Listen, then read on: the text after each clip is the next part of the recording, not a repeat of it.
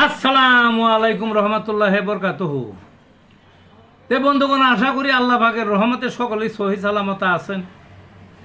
তে কবি Gazi Akkas Ali YouTube channel এর পক্ষ থেকে আপনাদের সকলের প্রতি রইল একান্ত আন্তরিক শুভেচ্ছা ভালোবাসা।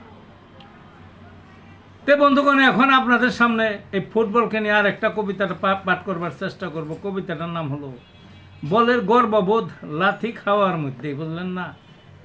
পা পা একটা খারাপ জিনিস, যদিও এই পায়ের উপর ভর করে সব জীব জগতের সব কিছু চলে, কিন্তু খাওয়ার জিনিস খারাপ জিনিস। খারাপ এই অর্থেই যে এই শরীরের অন্য জায়গার ছোঁয়া লাগুক অন্যজনের সাথে কোনো সমস্যা নেই, কিন্তু পায়ের ছোঁয়া যদি কেউ লাগে অপমান বোধ করে, সে পরে তার কাছে আবার পুনরায় সরি বলে বা মাফ চায়। দেখছেন পা, সেই পা কেউর গায়ে যদি পড়ে বা কোনো কিছুর উপর যদি পড়ে, অর্থাৎ যদি আঘাত করে পা দিয়ে লাথ খেয়ে দেয়, তাহলে তো বেজ্জতির শেষ নাই। তারা কি ছাড়ে?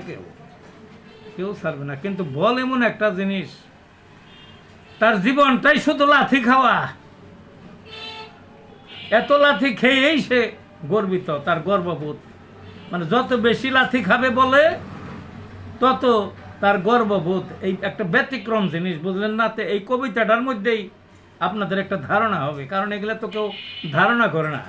এই মাঠে বসে, গ্যালারিতে বসে, তারপর আপনার ওই যে কিনা কয়টাকে অনলাইনে বসে সারা দুনিয়া খেলা দেখতেছে শত শত কোটি মানুষে, কিন্তু বলে যে কি লাথি খাইতেছে গেলে কেউ ভাবে না, এবং লাথি খেয়েই সে ধন্য।